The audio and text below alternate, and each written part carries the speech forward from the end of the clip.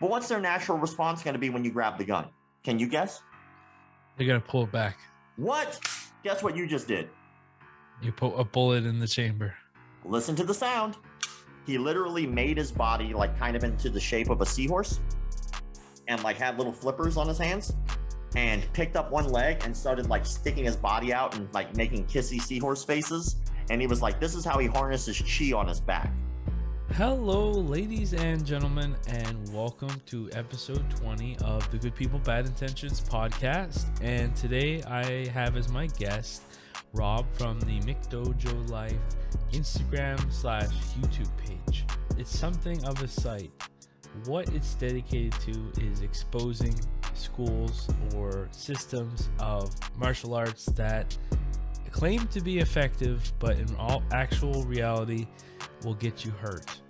So Rob and the team at McDojoLife, they create content on a variety of topics, including exposing pedophile rings, doing breakdowns of techniques and seeing whether or not they're actually able to be used in real life or whatnot. And then of course, talking about martial arts and teaching martial arts.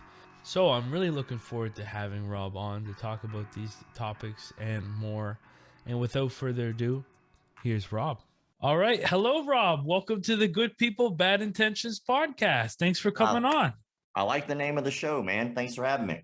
I really appreciate it. And definitely, I think we align a lot on our values and, you know, how we look at martial arts or, you know, combat sports. So I'm glad that you like the name. First off, I want to say I'm really, I was really surprised for somebody that has such a following on social media, you know, the McDojoLife Instagram page, as well as a YouTube page. The one thing that I really appreciate is, you know, I think it's every Monday, Wednesday, and Friday, you do some Instagram lives where literally anybody can come on and they can join and ask you questions. And I feel like you're doing a huge service to the community, because a lot of people that are in positions like you, like they really don't engage with their, you know, their fans and stuff. Can you talk a little bit about maybe how you had that viewpoint about being accessible for your fans? Well, when I started McDojoLife, we all start the same way. We start from zero. And some of us have to do that over and over and over again because we keep getting taken down off of social media platforms. But when I started, I gave myself a couple ground rules, and they were very simple. One, I said I'd do anyone's show, whoever asked, period. And I've been on like so many podcasts where I'm like the first and only guest of that show. And so it's like, all right, cool. Like it, because to me, I just like talking shop, and the idea is to help people. And the more people that you interact with, the more you can kind of get a real message across to those people about your intentions of what it is you do. And on those lives, I answer anything from questions about how people can grow their martial arts schools, advice about training, issues that have nothing to do with martial arts. And so that gives me an opportunity to do what I really wanted to do, which was help people. The other thing that I did was I gave myself a rule that I would answer every direct message I ever get, which is true. I will answer every direct message I ever get, which is an absolute nightmare to try to keep up with, but I try. And I always tell people, like, look, if I haven't answered your direct message yet, just write me another one. It'll go to the top of the list and make life so much easier. But, you know, I think a part of going live and interacting with people, once that became an option on Instagram, it gives you an opportunity to really talk to the people that really give a shit about you.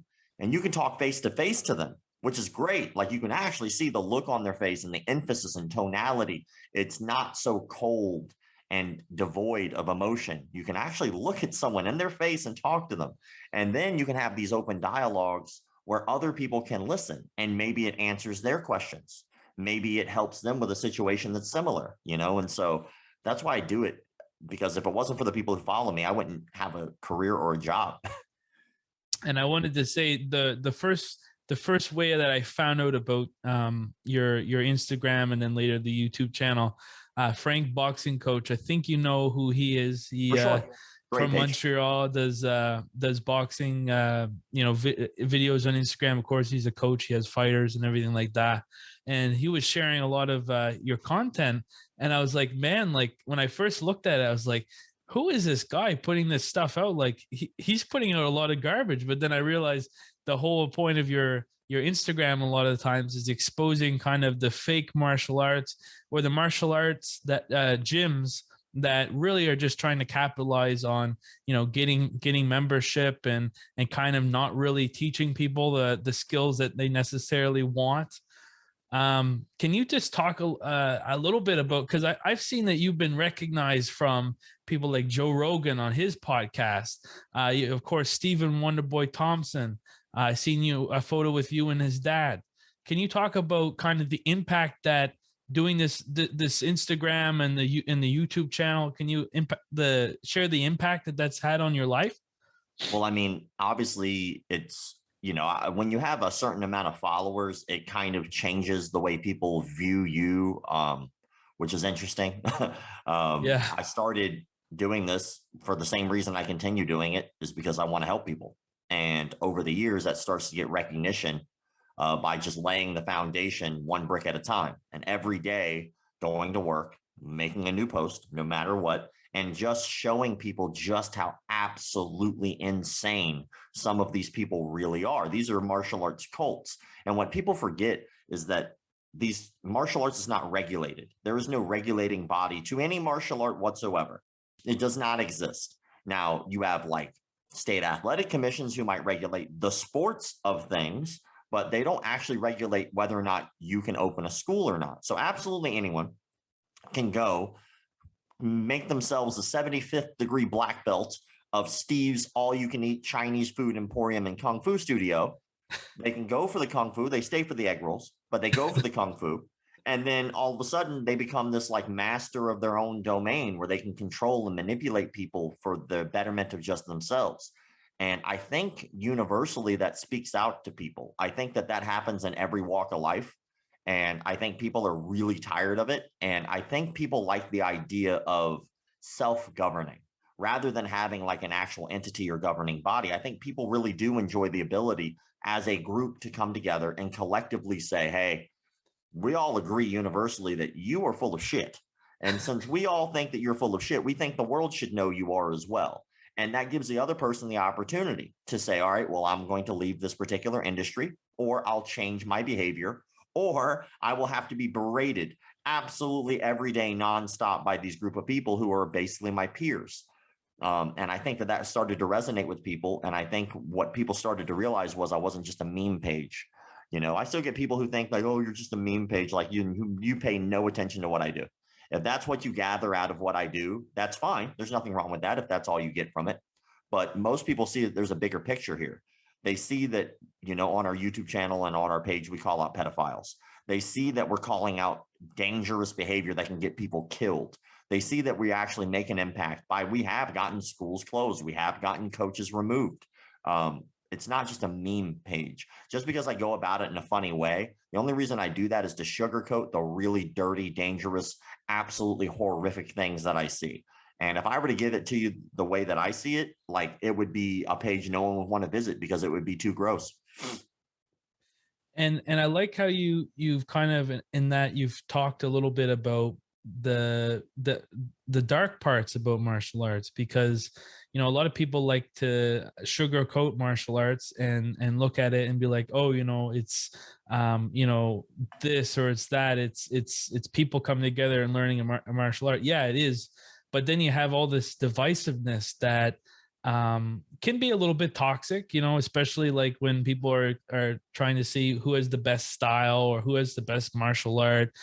And then also, I like how you were talking about something that a lot of people don't talk about, which is the pedophilia and other things, because, you know, for a lot of people, they start martial arts at a very young age. And, you know, having an instructor, you know, over all these kids, I mean, they have an unprecedented position of power. And it's really important to identify.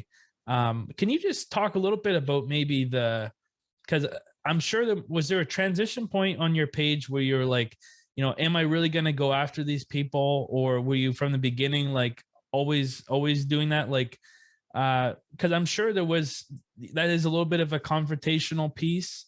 Can you talk about, you know, If you had any bad reception or always positive reception about going after these people? I wish it was always positive. That'd be great. That'd be great for my ego. Um, no, man, it always has been trying to call out frauds. And as a matter of fact, when I started, Instagram didn't exist. So I Okay. started it that far long ago. And I started on Facebook. Our Facebook page got up to about 150,000 followers before it got taken down, which sucks ass. But Oh, we were able to finally start over, because every time I make a new page, it got taken down. It was horrific. It was like, dude, this is my job. And then all of a sudden you're telling me that I can no longer talk to my clients, like my customers. It's like, it's a shot in the foot. It sucks. But then when I started on Facebook, I did long form essays. So it was much different. okay. I would post up like these long forums with like photo evidence of issues that were going on inside martial arts schools and showing people. The problem is that when you do long form essays of stuff and you're really detailed and meticulous about what you say and how you say it, you don't leave room for conversation. It's almost like people were looking at them like articles and they were going, oh, okay, that's interesting. And then moving on with life. What I noticed is that's kind of the opposite of what I want. I need, in order for us to be able to grow as a community, community interaction. You have to have people talking to each other. Sometimes that's in a form of an argument, but sometimes those arguments are really important to have. And when people just start avoiding confrontation at all, what happens is it's just everybody's kind of becoming yes men to each other.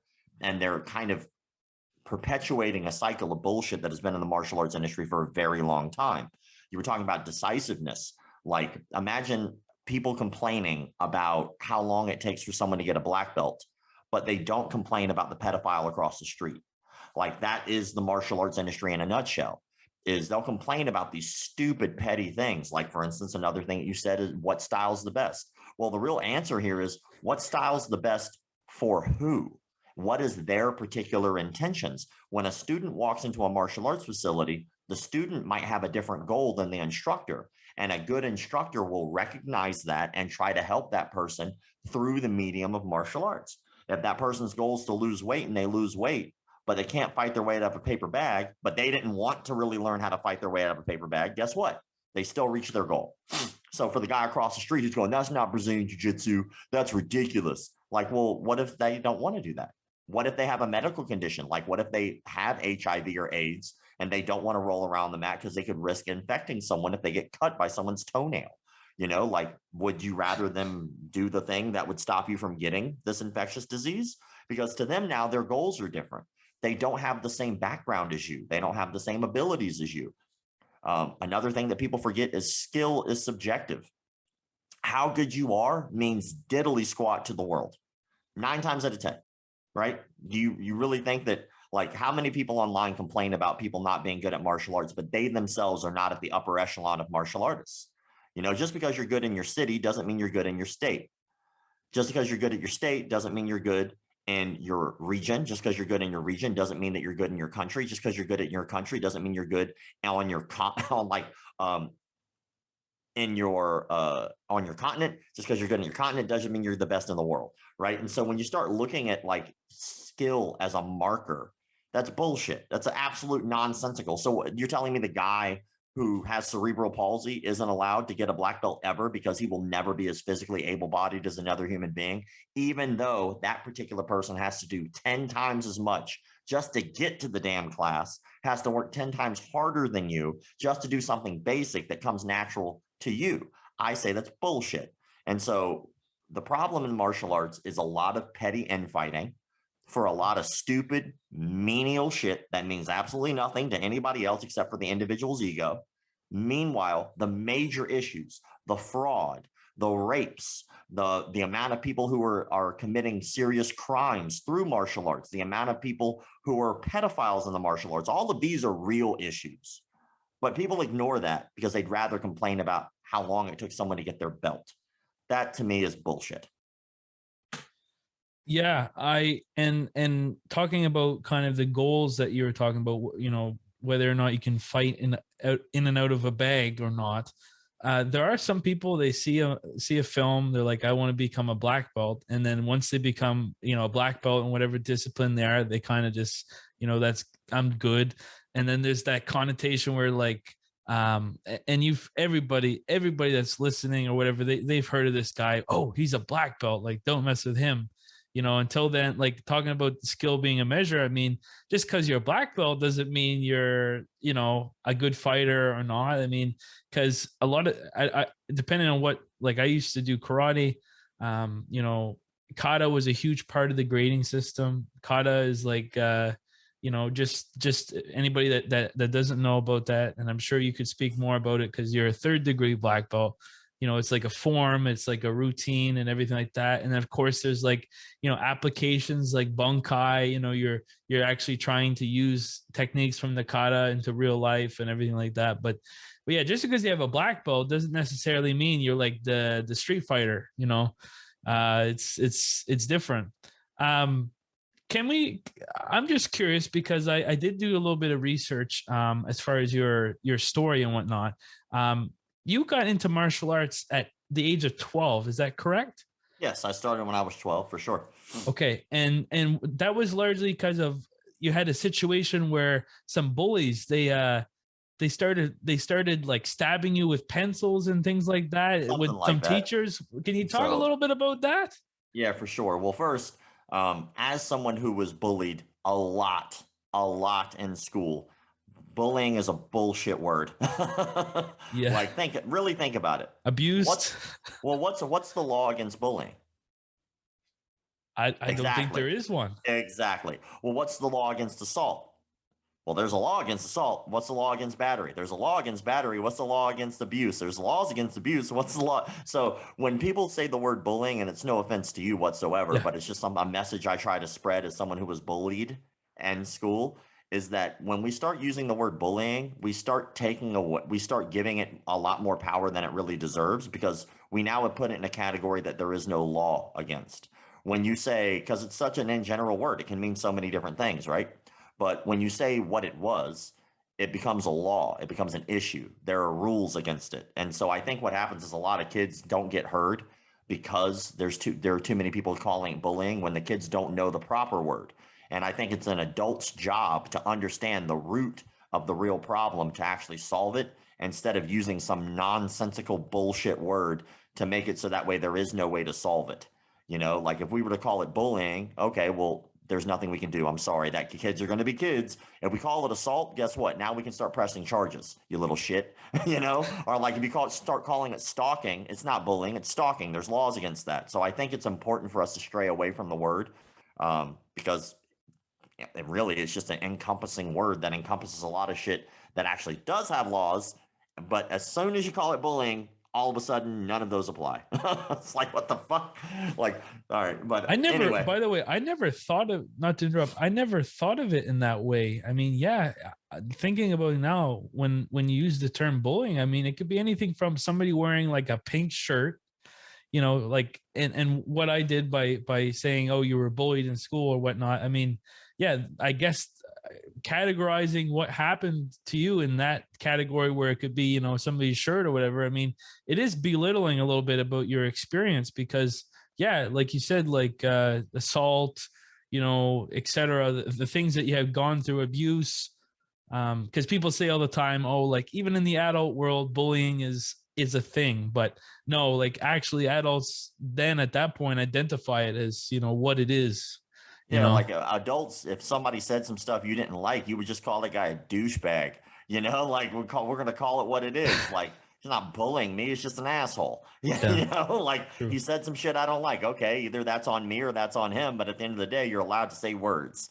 And teaching children how to handle words and teaching children how to handle situations properly is really important to their growth as becoming adults.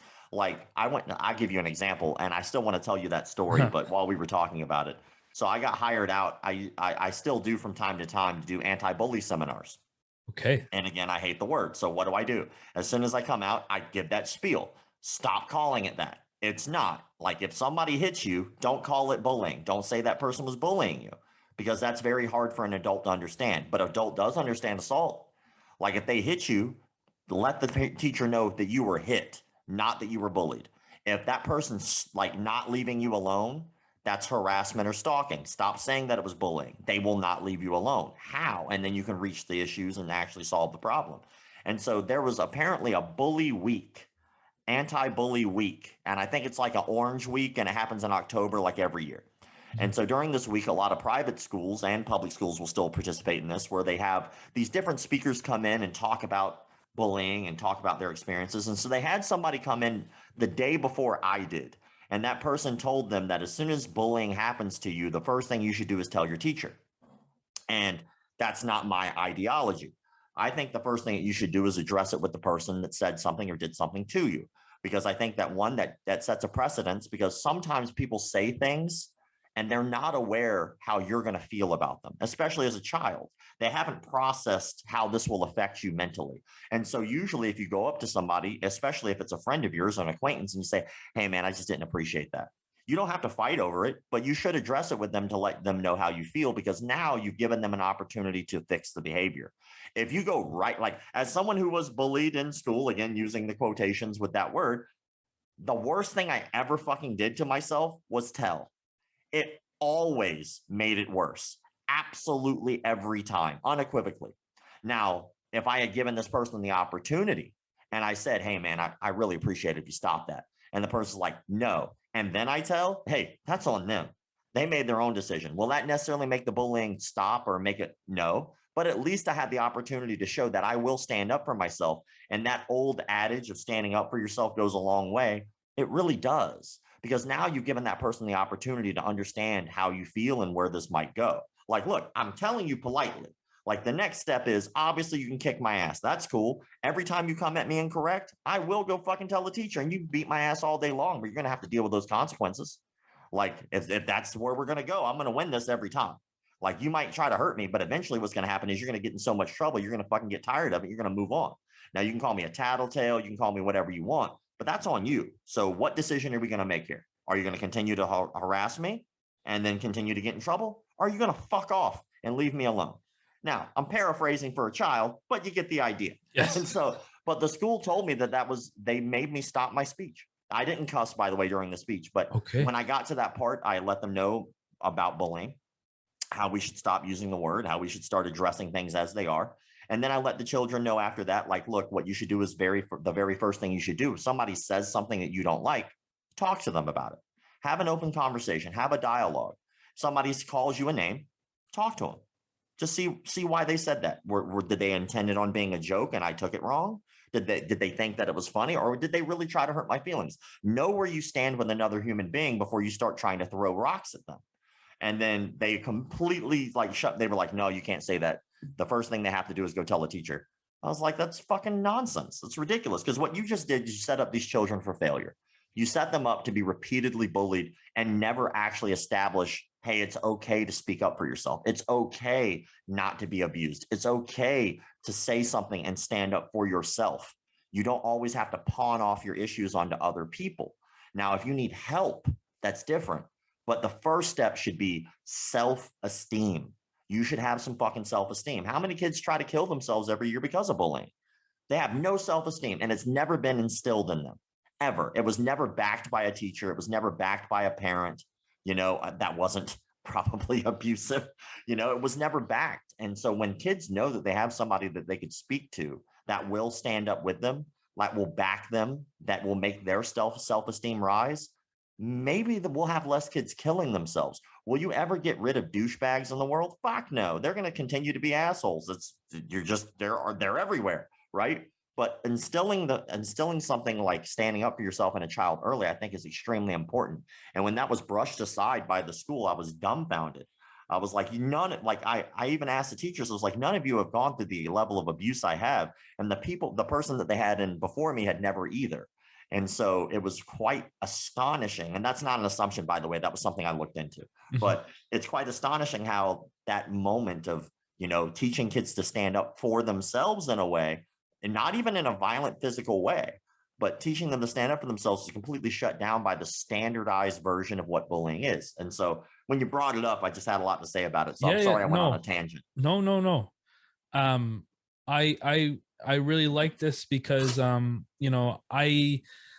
I say we have similar stories, but obviously we don't. But with me, and I've shared it on this podcast. Basically, I was an emo kid. I had my hair black, everything like that. A lot of it, in my opinion, was I wanted to be different, and people often in the world, when you are different, they're going to make fun of you, or they're going to find ways to try to bring you down. But a lot of that stuff was kind of like I chose to be different.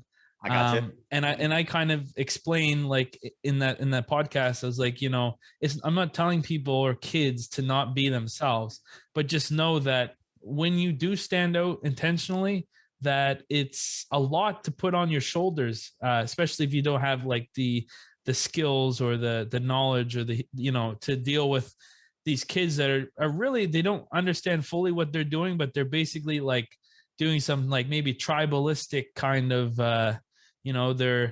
they're seeing that you're not like them, and they're making notice of it. They're bullying I you. think that's just society in general. I think Yeah. that people will always point out things that are a little different or a little strange or not the status quo of the standard.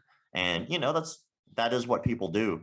And it's a shame, but it is how we are. I think that the hard part is understanding that there could be good dialogue and conversation to be had. Understanding that you aren't that person.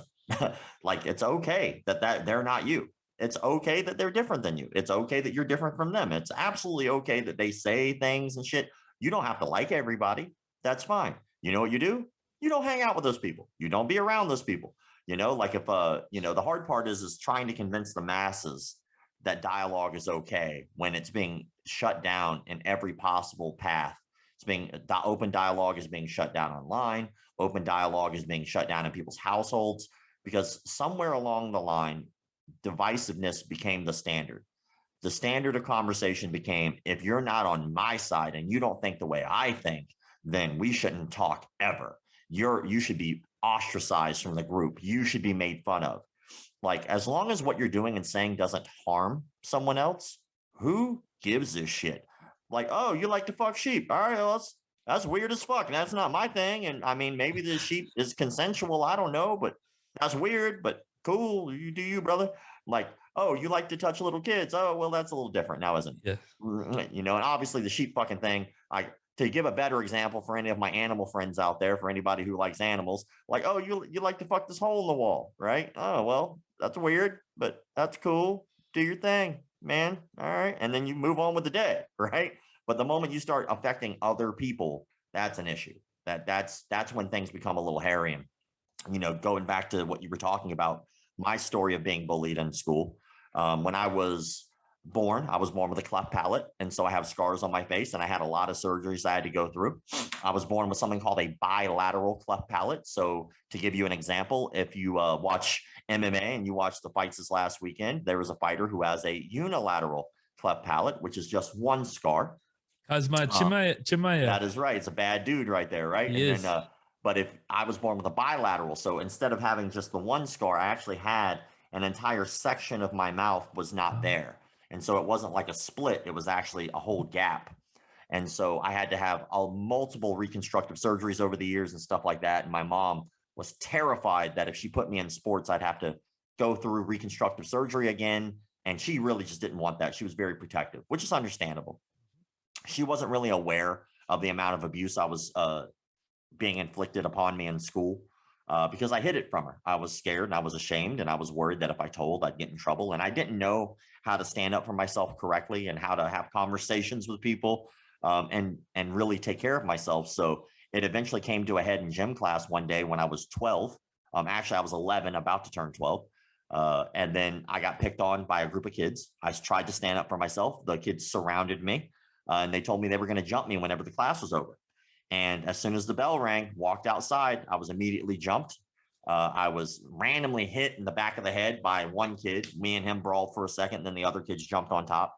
And then I was laying on the ground getting kicked in the face. My glasses broke and cut my face. I was getting hit with backpacks because we were allowed to have backpacks in school at the time. I have pencil lead in my finger still from getting stabbed with a pencil. A kid tried to stab me. I don't know exactly where his intent to stab me was because I put my hand in the way, but He did wind up stabbing me in the finger, which I still have a mark from that.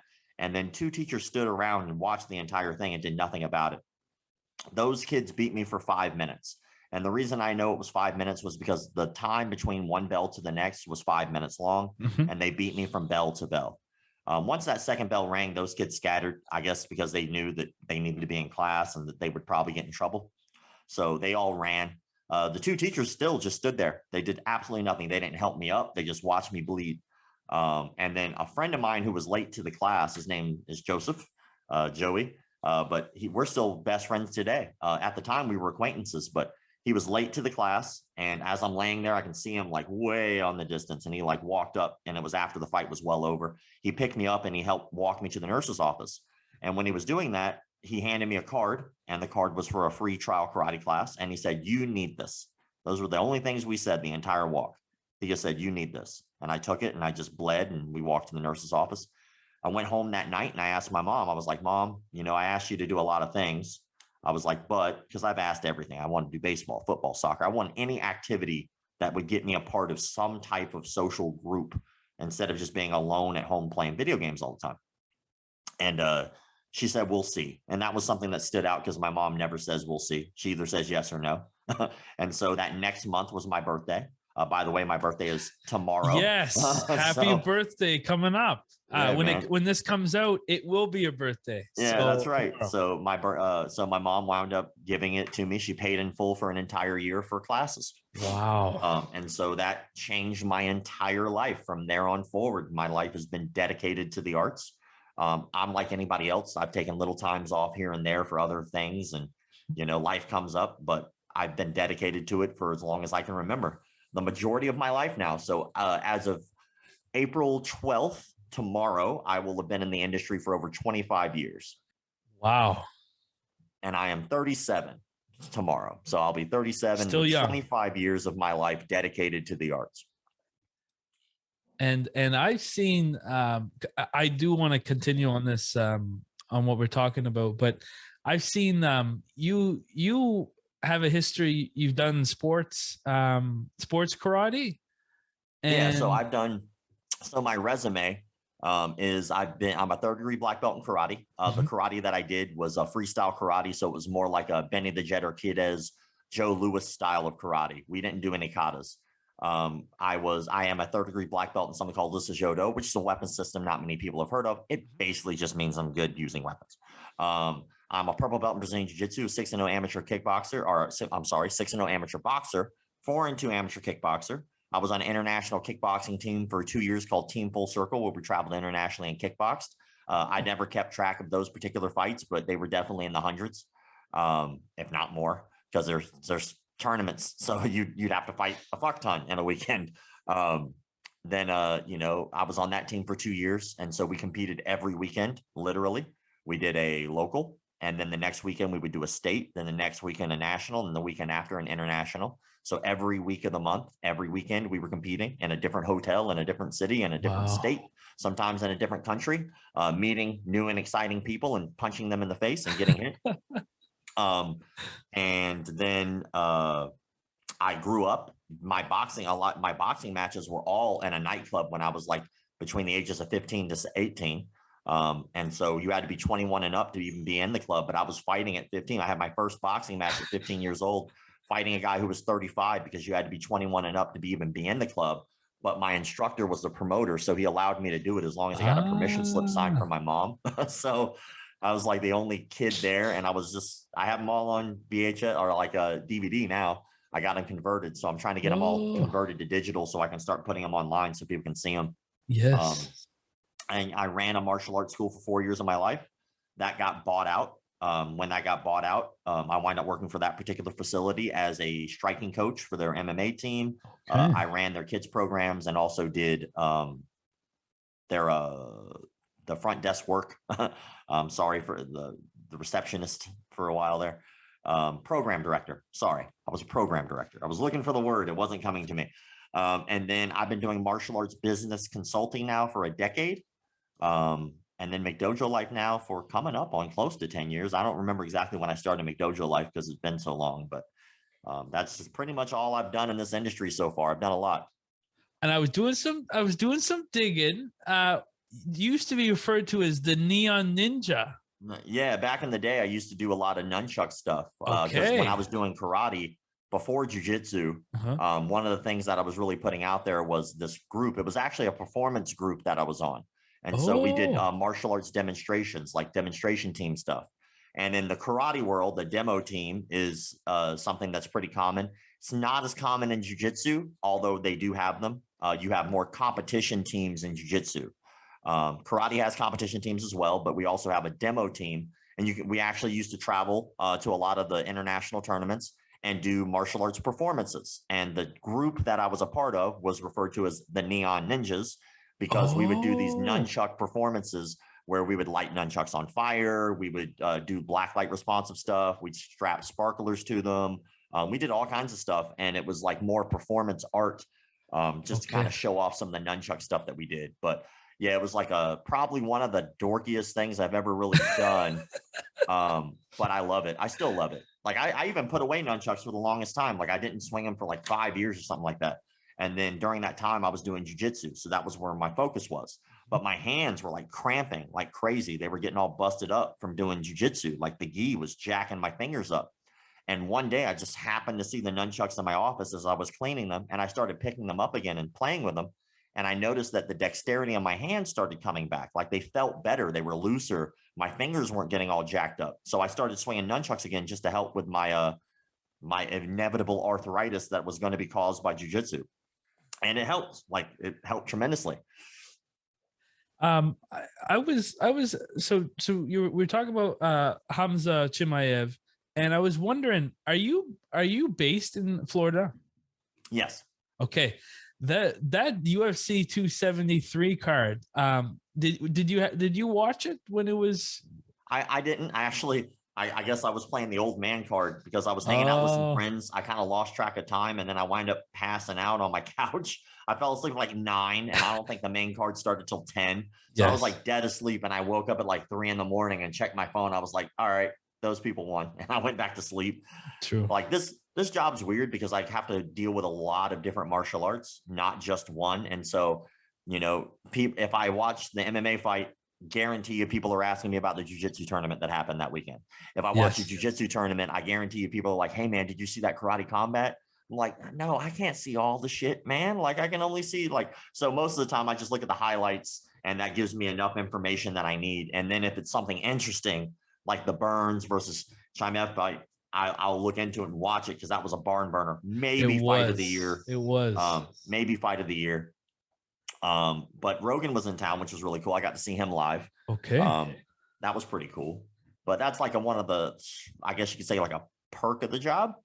And I'm very grateful that people who are peers, and obviously people who are well-known peers, they look at the stuff that I do and they like it enough to be able to like share in some ideas on how to grow, let me know about like, hey, you know, this is a good idea. Maybe you should try it. I love that you did this, didn't like that you did this. That kind of stuff really helps and is really conducive to growth. But also, you know, people like, you know, Rogan, who is just so fucking kind to me. And I've never officially met the man. I mean, if I can count and calculate it out, I was thinking about it the other day. I think he's been talking about my page now on and off here and there, like obviously sporadic, not every podcast, for about 5 years. And I've still not met the man. It's like, dude, I appreciate everything you do. Let me just shake your hand and say thank you. That's it. I don't want shit. I just want to say thank you to somebody who's been very kind to me. Yeah, I think Joe Rogan would definitely, from what I gather, really identify with everything that you've talked about your message and the McDojoLife. So I'm glad he's given you that platform and recognition for everything, because I do realize, looking at your page, there's a lot of time and effort to curate content and, you know, find the right stuff to post. And then also, of course, you do really good breakdowns of a lot of, you know, people's techniques. Like I'm thinking about the one and only Mr. Dustman there. Oh, Dusty Dale. Yeah, Dusty Dale. What a turd that human is. We had a chat, like most of our chat on Instagram Live, we talked about how you had put out an open invitation for him to come down and, just you're using the term, it was when you pressure test, you're going to pressure test the techniques. Well, because there's a difference. I think that when I'm trying to debunk something, I look at standards of people who debunk things for a living. And I always look at James Randi as the gold standard of people who debunk things. James Randi didn't go up to people and punch them in the face and say, that doesn't work, because that's a fucking stupid way of solving things, right? But pressure testing is taking an individual technique and saying, will this work? And how do we test that? And so I have some scientific theories of how to test it. One of which is, let's take, for instance, a standard example is a rear naked choke. If I take that technique and I wanted to pressure test that technique, what I would do is I would gather 10 different people, 5 who have never trained a day in their life ever in any martial art, of different heights, ages, sizes, and weights. Then I would take 5 other people, again, different heights, sizes, and weights. And then I would take them and make them all different martial artists, a jiu-jitsu guy, a karate guy, and all trained in something different.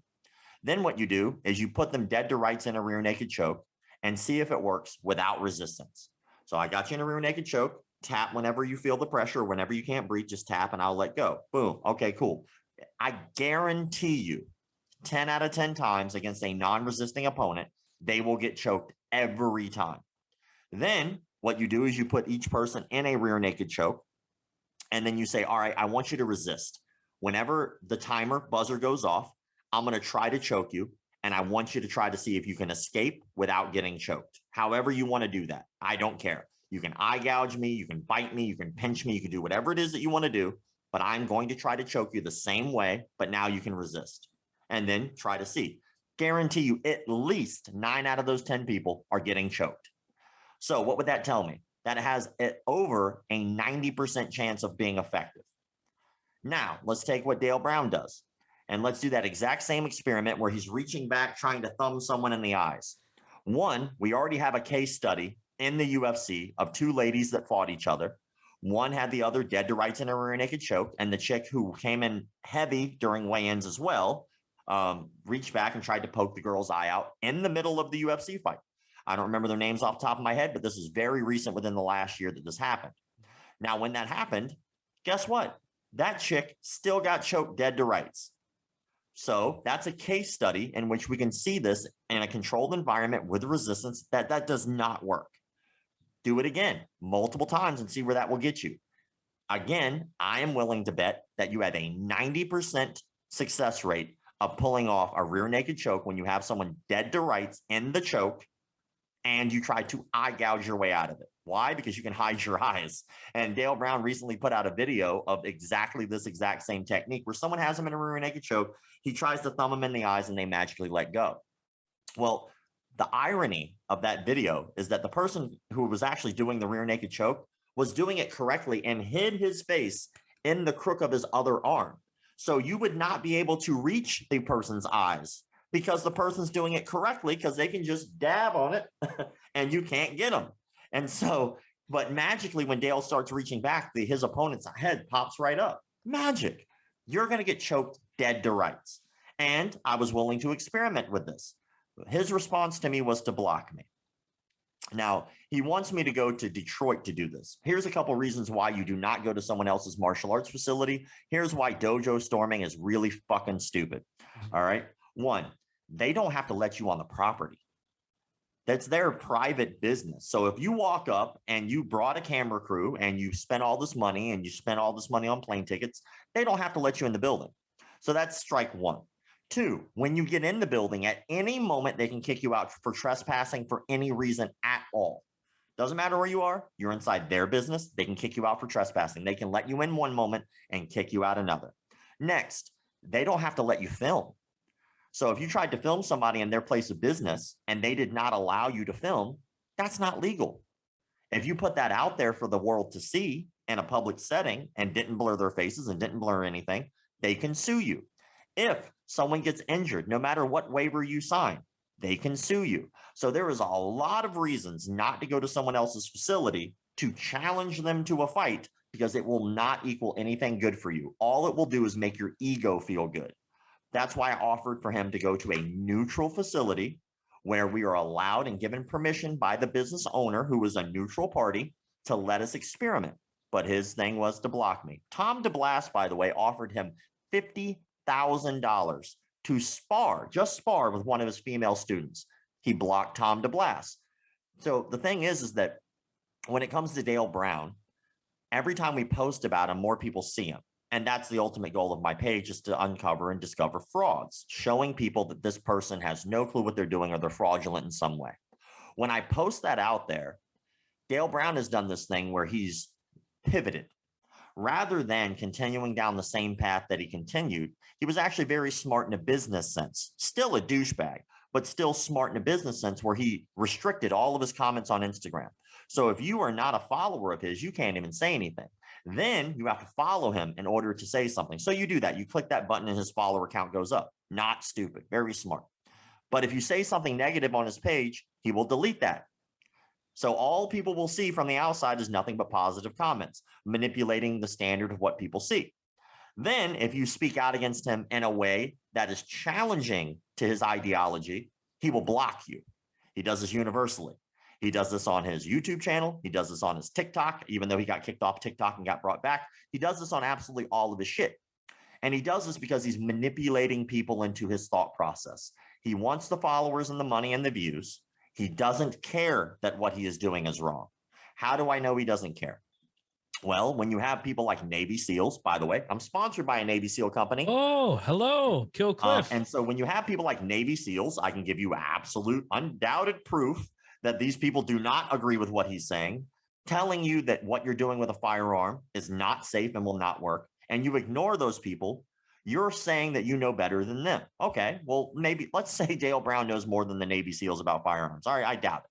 All right, but then you have professional fighters telling you about your fighting technique, and he disagrees, blocks them, doesn't listen to them, doesn't allow their views heard. Then on top of that, you have special forces operators of all kinds telling you that what you're doing is wrong. Nah, that's wrong. Then you have all these UFC fighters speaking out against you, and people will go, well, he was in Buckley's corner. He was in Buckley's corner for the views. That's it. The first thing Buckley did when Buckley won his fight was thank Dale Brown for the people who were watching. He wasn't like, Dale Brown's training is just absolutely amazing. It's the best in the world. That's not what he did. This was a trade-off. Dale Brown gets to stand in the UFC. He gets to stand there and stand next to a fighter and get the nod of the clout. Like, look, this fighter agrees with me. What I do must be good. Meanwhile, the fighter gets to go, hey, look, Dale Brown, he's got a lot of views. You should follow me too. And that's exactly how that trade-off went. And I was saying it was somewhat reminiscent of like Steven Seagal with Anderson Silva and Lyoto exactly. Machida. It's a gag. He taught the technique. It's a joke, you know, like it's very ironic that Dale Brown goes on these tangents about speaking out against MMA fighting, speaking out against MMA standard of training, speaking out that sport, he works in Detroit and he's from the streets. You speak out about it and then you want to take the clout for it. It's like, which is it? Do you think these people suck or do you need their approval? Because it sounds like you need their approval. But in any case, like I said, I think that the scientific method would be great to talk about that kind of stuff. And I think that another couple things that people don't really understand is a charismatic leader can fool a lot of people into doing a lot of really stupid shit. And when you're somebody who is doing a magic trick like a gun disarm, I can give you a prime example. Do you mind? I can give you an example. Sure. Yeah. So I have my buddy here. His name is Mr. Glock. Me and Mr. Glock are good friends. We go way back. We've been hanging out for a long time. All right. So I just want to make sure that everybody can see if this is recorded that way. Yes. All right. So, all right. We're clear. It's clear. All right. All right. So as you can see, I have Mr. Glock. One of the things Dale Brown tells you to do, this is the contradictory bullshit that he puts out there, completely contradictory, right? Is he says, don't leave one in the chamber. He wants you to rack and then you're ready to go. By the way, universally, almost all self-defense instructors with firearms tell you keep one in the chamber because you might not have time to do that. All right. So we're talking guys like Knockout Lights, Mike, who is fantastic tactical firearms instructor, elite level operator. We're talking about people like Navy SEALs. We're talking about people like Tim Kennedy, who runs Sheepdog Response Tactics. We're talking about people who have proven themselves, right? And they all agree. Now, Dale Brown, let's go down that path, tells you not to leave one in the chamber. But then he shows you this particular disarm, and tell me if this makes any sense to you. Standing against the wall, someone's holding the firearm to your chest. You take your hand, you grab the slide and push it forward out of battery. And then all of a sudden they can't shoot you. Okay, that's fair. But what's their natural response going to be when you grab the gun? Can you guess? They're going to pull it back. What? Guess what you just did? You put a bullet in the chamber. Listen to the sound. So his idea, his information is contradictory to what you would want, right? Now, let's say you did take the gun slightly out of battery. You grab for it. There's already one in the chamber. Look, it's still one in the chamber, right? In order for me to get that bullet out, I'm going to have to rack it all the way back in order to clear it to make sure that there's room. If I half rack it, it's still going to be in there, right? And so all of a sudden, you have one in the chamber. He grabs it. I pull. There's still one in the chamber. You're still getting shot in the chest. The only time that that gun's going to jam during this particular scenario is if you grab the slide, which he talks about in one of his videos. You grab the slide, but the first bullet, once again, grab the slide, will go off. And so you have now caused a jam. And so you will have to re-rack it. But that first bullet is still going to go through your chest. He even made a video that is called How to Disarm a Gun After You've Been Shot in the Chest. Do you want to know how that really is going to go? Bam, ow, fuck, I'm dead. That's how that's going to go. There's not going to be like, okay, well, I take the slide and I move. You know, you got shot in the chest point blank with a 9mm round. Half of you is behind you on this fucking wall. Should you still fight? Of course you should. Should you do that bullshit that he's teaching you? Of course not. We're talking about percentages. We're talking about slight percentages. There are certain techniques. All techniques are on a percentage scale of working. Nothing works 100% of the time. It does not exist. So during a skirmish, during a fight, that's why we have multiple techniques. We have a lot of different ways of handling something. There are a lot of different ways to handle a firearm. There are a lot of different gun disarms that are out there in the world. None of which, except for some reason Dale, teaches you to move offline without actually getting control of the firearm. But he teaches it over and over and over again. And then he does these proof videos, right? And I can teach you the magic trick. The magic trick is implanting the idea and thought of what you're supposed to do when I tell you. So if Dale does this with you, go back and watch his videos. It's universal. He'll have the person point the gun at him, and he'll say, when you see me move, pull the trigger. How many times do you think you're going to pull the trigger? Once. Why? Because the command's just like he once. Just told you to pull it once. So you wanting to follow directions and not being a dick will only pull the trigger once. Anyone under duress in a situation where their life is on the line and they're stressed the fuck out is not going to be calm and go click. They're going to unload that damn thing, click, click, click, click, and they're going to keep shooting as much as they can because they're scared. They're nervous. You would have to be pretty fucking well trained to be calm enough in a stressful situation to pull the trigger once. Like, that's actually a skill. And so all of a sudden he moves offline and then goes to grab the firearm. What the person's going to do naturally is they're going to protect the thing that's keeping them alive. So I'm here, you move, I pull the trigger. Maybe that first one misses. Fair enough. But I'm going to pull, I'm going to distance myself now, and I'm going to start unloading this clip in your face because you have now shown me that you will be trying to take the thing away to kill me. I will not allow that to happen. No one will. And so there's evidence after evidence after evidence of all of this. You can just go on YouTube and just look at people getting mowed down, trying stupid bullshit because they are convinced that they can get away with it. You know, like there was a video of somebody who was in a home invasion. This is the craziest one that I've seen. Home invasion, his roommate or wife or chick or whatever is sitting on the couch. Somebody busts in upstairs with a shotgun. Guy comes out of the room. He tries a gun disarm on the shotgun and he cannot get it away from the person. He's holding on to the gun with his entire body weight and the guy is dragging him downstairs, refusing to let go of that shotgun. because there's a difference between doing this for giggles and doing it to save your life. And so what's important in order to get that done? You have to pressure test your shit. You have to do it against an opponent who knows you're going to do it and is going to try to stop you from doing it. Those are two important things. So if you ever have that, well, of course he was able to get away. He knew I was going to do it. Trust me, if I pull a gun on you, I'm assuming you're going to try to reach for it. I'm assuming that you're going to want to save your life right now. I'm assuming that you're going to fight me tooth and nail. I'm not going to assume you're going to stand there and piss your pants. I'm going to assume the worst, because that's what's going to happen is the worst. I put this situation in motion. You think I'm just going to let you take this fucking gun from me? No, I'm going to fight for my life for this gun. So when Dale Brown puts out that shit and then he puts out videos saying, oh, well, we don't spar or pressure test in our gym, then how the fuck do you know it works? Well, we're from the streets and all my people have never been killed in the line of duty. Well, you know what? Dildo salesmen. I know a lot of dildo salesmen who have also not been killed in the line of duty. How crazy is that? Oh man, that's crazy. How were they not killed without your training? Because not everything is life and death. Meanwhile, he has had people stabbed multiple times and shot multiple times, but he never talks about that shit.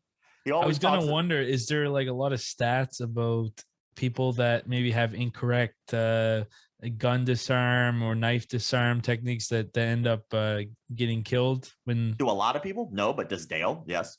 Okay. He has people who have directly spoken with me and said, like, I had a guy, and how ridiculous is this? One of the dudes that worked for Dale at one time, he wound up hitting me up. He was like, I was a Viper, man. And I got shot so many times in the line of duty, but I always survived because of Dale's training. And I'm like, you know what? That's funny, because a lot of training that I probably would have shown you probably would have made sure you didn't get shot at all. Like, you're proud of the fact that you got shot multiple times? Like, that's fucking stupid. You know, like, your goal should be not to get shot. Your goal should be not to get stabbed. Maybe de-escalation tactics. Maybe don't try stupid shit that doesn't work, because if it did, you wouldn't have gotten stabbed or shot. Like, how about that kind of shit? You know, it's every situation's different and everybody's different. My problem with Dale isn't necessarily that he is teaching bullshit. I think that that's obviously something that I deal with often. My problem with Dale is that when he was presented opportunities on a world platform to learn how to better his technique and to make things more effective for his students, rather than doing that, he became a complete narcissist, if he wasn't already, and decided, fuck everybody else. Who cares about my students? Who cares about them getting better? I think I'll just do what I do because I'm Dale. And I'm going to go out there and I'm going to do that TikTok video. I'm going to do that YouTube video. I'm going to make all this fucking money off of people. And I'm not going to try to better my students one iota, because fuck everybody else, because I'm Dale. That's ridiculous. I actually, to be honest with you, when I first saw some of his videos, and of course there's lots of memes and stuff, I legit didn't think he was real. Like, he was for real. I thought it was a joke, like at the beginning. I swear to God. There's a lot of people who still think that. There's a lot of people who still aren't aware that Dale Brown's been doing this for like almost 3 decades. They're not aware that he has a facility in Ferndale. By the way, Ferndale's not Detroit. They're not aware, like, a lot of shit, you know, like what always amazes me is, like, I believe obviously Dale Brown was in the military. I don't think that he wasn't in the military. Never thought that he wasn't in the military. My issue is, why was he ever out of the military? And if that's a part of your resume, why don't you ever really talk about your military experience on any of these shows? Where's that DD 214? You know, like, why don't we know about why you left the military? Because as far as I've been able to find, now I could be completely wrong because I'm sure there's more than one Dale Brown. It seemed like he only really spent a small amount of time in the military at all. And so I'd be highly curious about that time spent in the military, but none of that really matters. What really matters at the end of the day isn't me. It isn't Dale. It's his students. When you become a martial arts instructor, you now have said, this is no longer about me. This is about my students. And if you're a good instructor, your goal should be to help them the best you can, to get better, to make sure that you're growing, to make sure that your curriculum is constantly updated, and not just sitting back and going, well, I'm Dale, so it's good. You know, well, Detroit, like, what? That doesn't work. Yeah, it does, because Detroit. Like, that's your excuse every fucking time is Detroit. Like, bitch, Chicago, like, go to jjackass.com and look at the numbers in Chicago. Where's Chicago urban threat management? You know, like, true. Like, come on now. You're giving him ideas for where to expand next. No, he's already trying to franchise out. It's something that he's already trying to do. Like, you know, at the end of the day, he's going to do him. And what's going to happen is he's already known internationally as the face of incompetence. He's so incompetent that people don't even know he's serious. That's how bad it is. You yourself thought he was joking. I That's how bad seriously it did. is. I seriously So, did. And those I don't. memes where like he tries to do the defense or whatever, and then they're in heaven or whatnot. Like, Yeah. oh my gosh, it just He's a kills me. meme, and like right now it's okay that he's a meme because every time I see him on someone's show, every time I see him out there doing a video, that means he wasn't in the classroom teaching. Yeah. And what people sometimes blame me of, they were like, "You made that dude famous, man. You're doing the opposite of what you tried." No, I'm doing what I tried. My goal was to make sure that people saw his face and know he's incompetent. Mhm. If he didn't feel that way and he was secure, he wouldn't restrict his fucking comments. Like, because he knows the moment he brought those comments into light, how many thousands upon thousands, now hundreds of thousands of people would be jumping on that and telling him how full of shit he is because he can't take the criticism. Like I get criticized all the time, and that's okay. That's why I go live all the time. I am happy to have these people, anyone at all, tell me about myself. Have you had people come on and like try to start a battle with you, like, or get really mad, or generally is it a good? Because every time I've seen you go live, it's always, a big fan, talk about this topic or whatever. But I'd say 90% of the time it's been cool. Uh-huh. I've only had I had one guy I called out. I call him the Seahorse Guy because he literally, I wish this was a joke. It's not. He means it as well. He literally made his body like kind of into the shape of a seahorse and like had little flippers on his hands and picked up one leg and started like sticking his body out and like making kissy seahorse faces. And he was like, this is how he harnesses chi on his back. Gathers chi, I do believe is how he put it. Do with the seahorse and it'll gather chi onto your back. And he wrote an entire article about how dancing is the best form of martial arts. Not dancing will help you in your martial arts, which I can agree with, Yes. but dancing is the best form of martial arts. I was like, that's not fucking true. And so he did all this weird chi gong type shit like that. And so he got mad that I made a video about it, but it was so goddamn funny. And so he got mad about that. And I was like, well, same thing offer to anybody I've ever called out. You can just join me live and we'll have an open conversation. And he actually did join me. And that was probably one of my most popular lives. I had a couple thousand people watching as we're having this debate. And I was utterly polite to this man. I was never anything but polite to him until the last 5 minutes.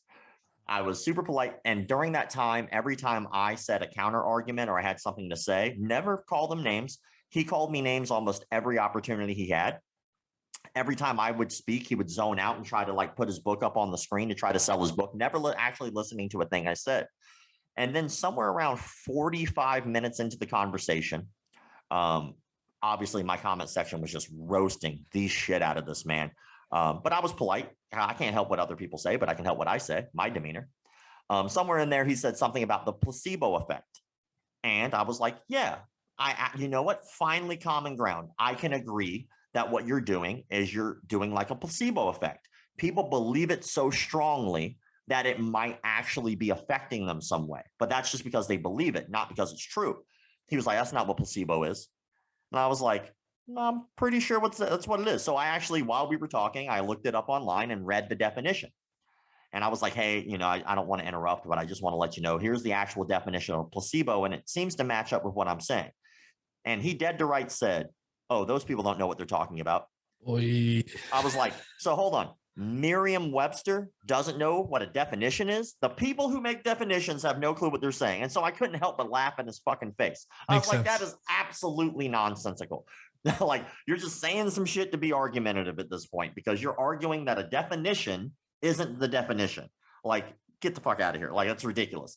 And then he got all mad at me. I'm like, you've literally made fun of me this entire time we've spoken. You've said nothing but derogatory things towards me. I was nothing but respectful. You tried to sell your book literally every time I would speak and you zoned out. And then I laugh at you because you say something so ridiculous. I can't hold it in.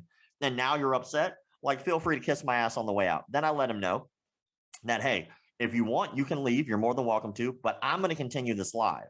And so if you would like to stay on to defend yourself, you're more than welcome to. But I was polite to you for 45 minutes. This next 10 minutes, I'm going to tell you how I feel. If you'd like to stay on, you probably should so you can defend yourself. If you want to leave, that's your choice. But I'm going to keep speaking my mind. And so he stayed in. And I just ripped him apart for that extra 10 minutes. But yes, sometimes they do. But even Seahorse Guy, You know, like he made a video called Dance. NFT coming out. NFT coming out. Dude, Seahorse Guy's crazy. He made a video called Dance for Self-Defense. That's what the video was called. Dance for Self-Defense. And then I called him on it. He goes, that's not what I meant. And then I was like, no, that's literally what you called it. Like even the description says Dance for Self-Defense. And then, this isn't capoeira or anything like that. No. It's just people dancing. Just you can type it into YouTube. It's probably like still there. Madonna, just type in like Dance for listen to Self-Defense. some Madonna music while you're just breaking it down. Yeah. And but the strangest thing is that when I called him on that, I was like, you literally said it's dance for self-defense. You literally wrote an article saying that dance is the best form of self-defense. He goes, that's not what I meant. And then like 5 minutes later, he still was arguing with me the opposite side.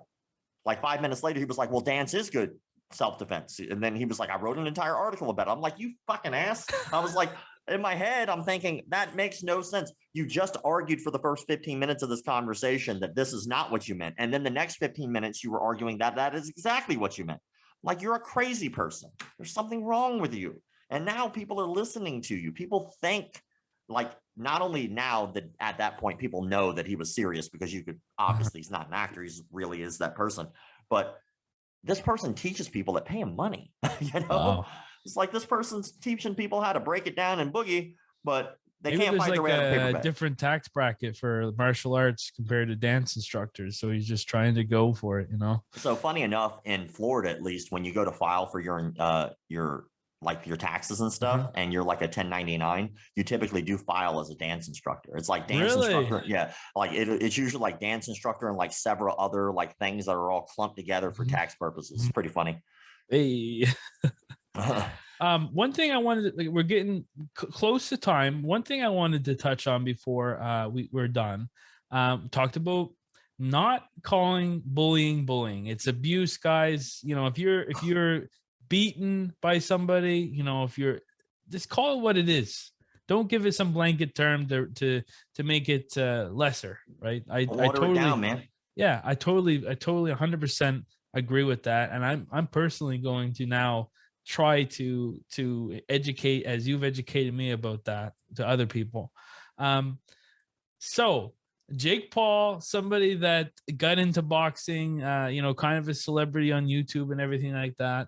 I'm not sure which fight exactly, but he started this whole boxing bullies program where he's trying to, you know, use boxing to you know, stop bullying and everything like that. Really cool message. But then there's like a lot of people that had come out and said that, you know, Jake Paul himself was a bully at school, and, you know, he was a really well-off kid.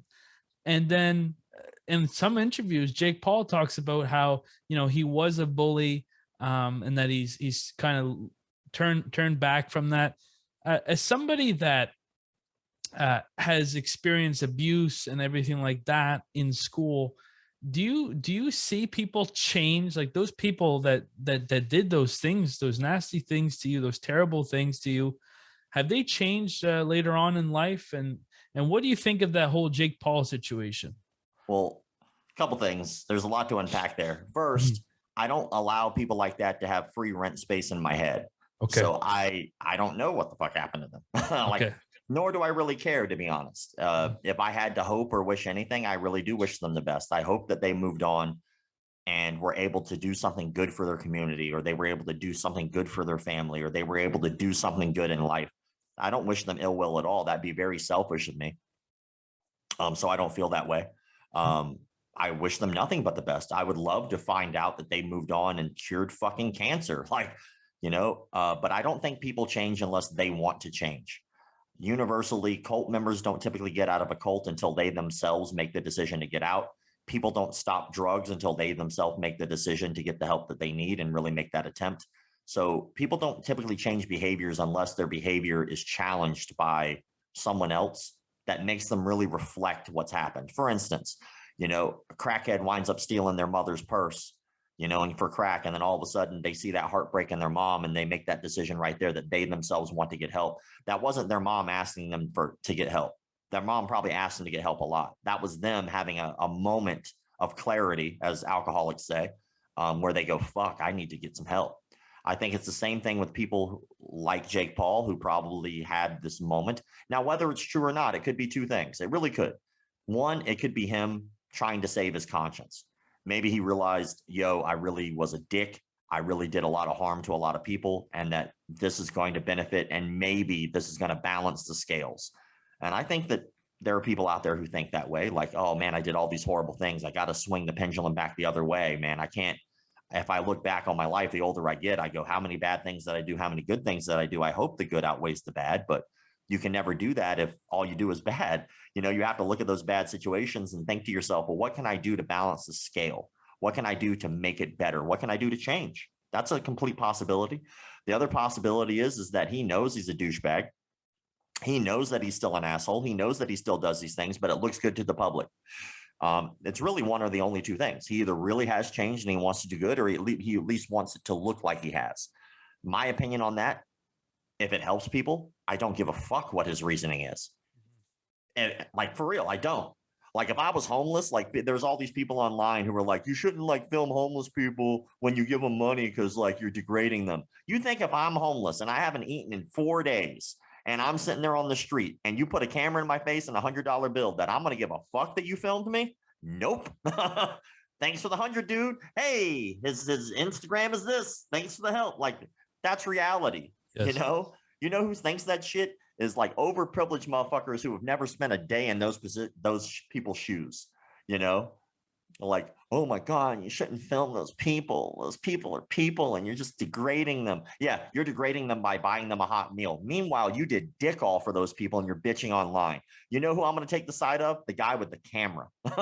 Every time. Because I saw him do something good. All I saw you do was bitch.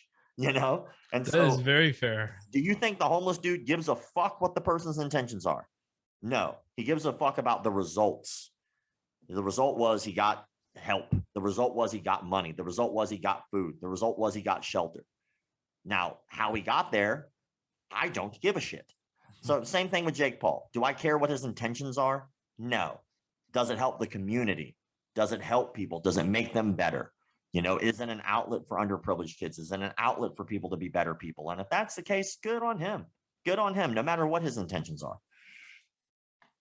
I really like that response. And in fact, it also, as far as just looking at, not really caring about the intentions, just looking at, the actual what's happening. Is it helping people? I think it answers a lot of questions that fans have about Jake Paul right now, because he's talking a lot about fighter pay. And then I listened to Ariel Hawani's MMA Hour podcast on the regular. It's a good show, yeah. And there's always a guest that comes on that's like, talking about Jake Paul, and they're like, well, I don't know if his intentions, I don't know if he's sincere. But really in life, you don't know if somebody's sincere or not, unless you truly, like, maybe if they're really close to you or whatever. But it's what happens. It's what ends up happening. That's really what they like. Teddy Atlas talks all the time about Customato and how he said, it's not what they say, it's what they do. And what they do is what they meant to do all along. Well, you have to go out of your way to do something, don't you? It's quite easy to talk about shit. It's quite hard to put emotion in action. And that's where a lot of people fail in life, I think, is they are too afraid to fail. So they never do anything. It's a paralysis by analysis, overthinking something to the point where you're like, well, what will people think about this? And what do you honestly think that Jake Paul or Logan Paul give a shit about what we think? They could care less. And they're too busy. They got money. They got everything. They got Pokemon cards on their neck. They don't care. That's the thing, is like their actions are all we can really look at. And if you look at their actions, I mean, so far they're doing a lot of actions. They're not. Yeah. They are talking for sure, but everything that they're saying, they're following through with. And I have to give them at least respect on that. They're good business people.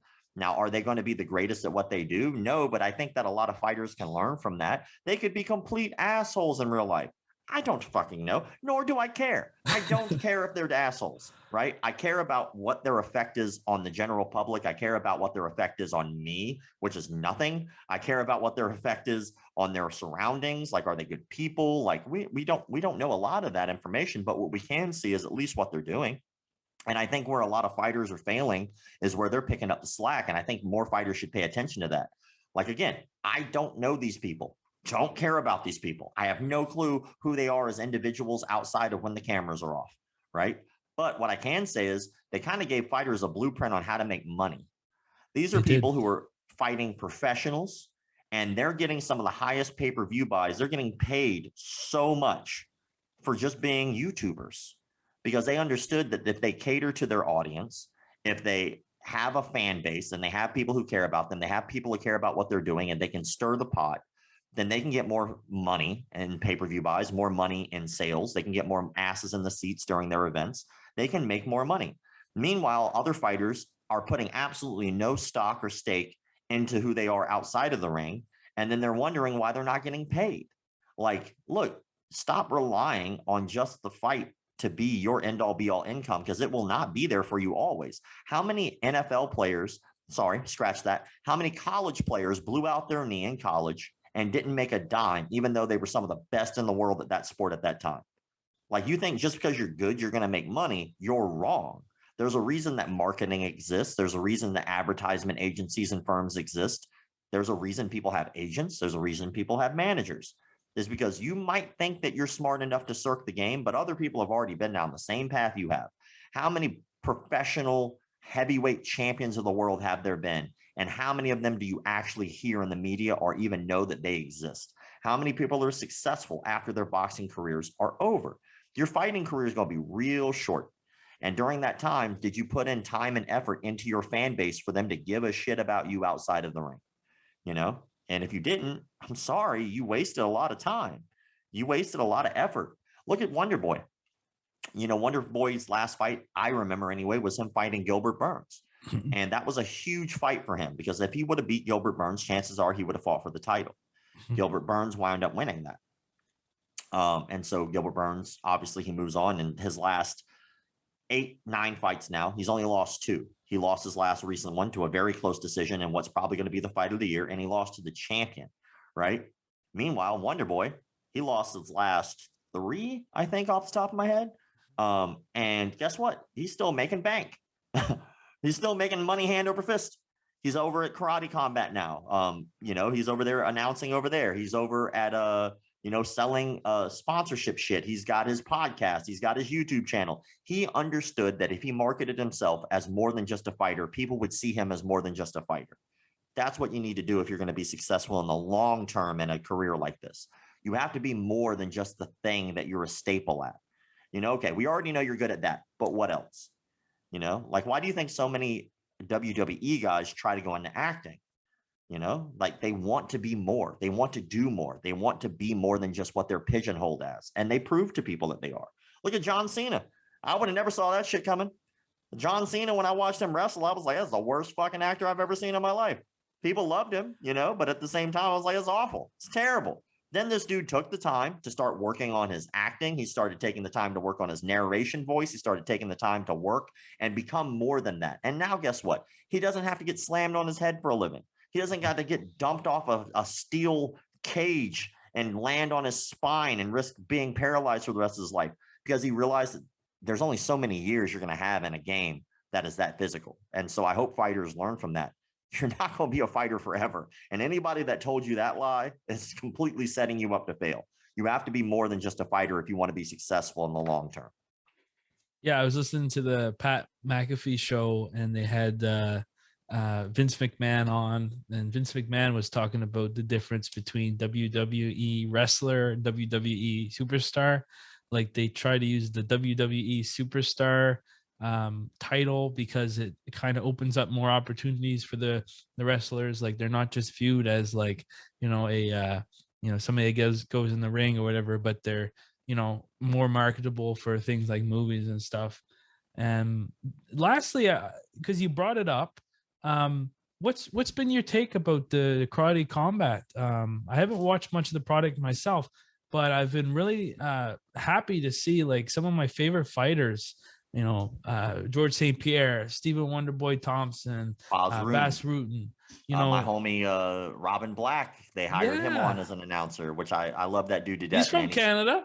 He's a great Hey. dude, man. And on top of that, man, he's a very insightful human being. Mhm. Um, but he's also lived in a very good life, and he's now a father. So congratulations to Robin Black on his new Yes. child. So, but he's a homie too. He's been nothing but cool to me. But when it comes down to karate combat, is a natural evolution of what I consider what we're going through right now, which is a martial arts renaissance.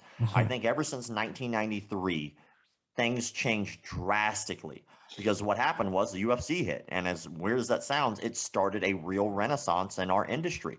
People had to step up their game. You could no longer be so one sided. You can no longer be just effective in one range of combat. You had to get better. And now what's happening is you're seeing individual sports stand out. Like Raymond Daniels is pulling off 720 kicks and knocking people out in the ring. Stuff that people said would never work in real life, he's making work in a real life situation where someone's trying to hurt him. Things like Michael Venom Page becoming a champion as a sport karate guy when people laughed whenever you said you were doing sport karate. Stephen Thompson straight up knocking dudes out with basic karate, sport karate techniques like a lead leg round kick. Like stuff that people just made fun of now has become kind of a staple in a lot of people's fighting. Lead leg kicking is now something you see more of. Wider stance footwork, blitzing, all stuff that you'd see in sport karate is something that a lot of people are starting to incorporate in their styles. So it was only natural that since we're going through this renaissance in MMA and in martial arts, that martial arts had no choice but to either step up their game or get tossed in the past. So like Aikido, right? Aikido is leaps and bounds away from realism. And most of the time, I will say that there's obviously some percentage of those techniques that are effective. I'm not going to just piss on the entire art because I think it's good for other things. But at the end of the day, there's a reason you're not seeing these Aikido masters going into these open tournaments. It's not for that. The art itself is not about that either. But there's a reason that we're not seeing a lot of kung fu, like practice. Like, where's the Wing Chun dude? Like some guys practice some form of Wing Chun, which is cool, the ideas and the concepts, but you're not going to see a straight up anything in the MMA anymore. Everybody's mixing all their shit. That's the whole point, mixed martial arts. And so naturally each art had to evolve in their own right. So you see jiu-jitsu doing combat jiu-jitsu, right? Combat jiu-jitsu wasn't a thing for a long time. It was either challenge matches in the 90s or it was regular jiu-jitsu tournaments, but there was no happy medium. And now you have like a stepping stone. Guys are now throwing open hand slaps in jiu-jitsu for jiu-jitsu, combat jiu-jitsu. That's a stepping stone for them. So they can go jiu-jitsu. Okay, I don't want to go right into MMA. Let me go into combat jiu-jitsu. Okay, now that I've thrown some strikes in my jiu-jitsu, now maybe I can step up. Karate combat's doing the same thing. You have sport karate guys who are not fighting full contact, and then they're given this opportunity to throw some karate techniques as well as kickboxing techniques but full contact. And now they have a stepping stone. So they all have these now stepping stones to go from their particular sport to mixed martial arts eventually. I think that's a beautiful thing. I think that's amazing. And I think that when people look down at karate, it's absolutely hilarious to me how many look down at karate when they don't even know how many karate black belts that they absolutely worship. GSP is a Kyokushin karate black belt. Michael Venom Page, I do believe, is a Taekwondo or karate black belt. Stephen Thompson, karate black belt. Mike, who else is out there, man? Sage Northcutt back in the day, Kyoji karate. Horiguchi. Like how are Leota Machida, like how many people are completely idolized who are karate black belts, and then meanwhile they'll make fun of karate in one sentence but idolize these guys in another. It's like that's complete hypocrisy. It's hilarious to me. Hey, Rob, I really appreciate you coming on the podcast. Like I said at the beginning, it's very rare that you have somebody with the amount of following that you have that just like any person that asks me, I'll come on their podcast. I'll answer their DMs. You could come on my live show or live stream on Instagram and ask me questions. I really appreciate you coming on. I think we had a really good chat. I think we touched a lot of good bases. We learned a lot. Thank you so much for coming on. Dude, man, thank you. Anytime. I love talking shop. Not a problem. All right. So take care. Hey, yeah, it's okay. It's 12. What's the temperature in Florida? According to my computer here, it says it's 65. Let me okay, conversion. 65. Oh, you're in Canada. I forgot. Yeah. Y'all got the Okay, metrics. 18. Y'all That's got not, Celsius. That's kind of cold, eh? Kind of It's a cold. little chilly for what it should Yeah. be. Normally it's like brighter and sunnier, but oh, I'm sorry. It just said 62. So, or Oh. 72. I'm sorry. 72. So it's moved up a little bit. But normally, like Florida, I love the heat. I want people spontaneously combusting in the street. That's how hot I need it. I'm a cold person. Like, if you notice, most of the time, anywhere I go, I'm almost always wearing a hoodie because I'm almost always cold Uh wherever I huh. go. So I'm like always like bundled up. I hate the cold. Can't do it.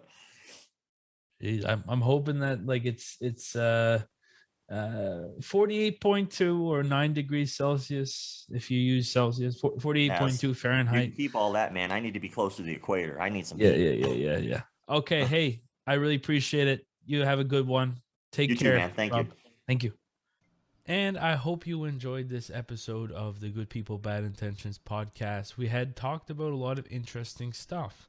So of course we talked about one of the big takeaways that I've taken is not calling bullying. If you're somebody like Rob who had went through school and got abused, etc., Rob talks about not calling it bullying and using this term, but calling it what it really is. If it's assault, if it's harassment, if it's stalking, calling it what it truly is and not just looping it into bullying. And then, of course, he has his he talked about how he had that talks at school. So I really am glad that we were able to have this discussion because bullying is something that I do want to explore more in the future. Now I'm gonna start using the term bullying. Um, so yeah, I hope you guys enjoyed that. As always, if you haven't already, if you're listening to this podcast, make sure to subscribe to the podcast on your preferred platform. That way, when a new episode comes out, you won't miss it. And as always, everybody, whatever time you're listening to it, I hope you have a good rest of your day. Thank you so much for checking out the podcast, and we'll see you next time.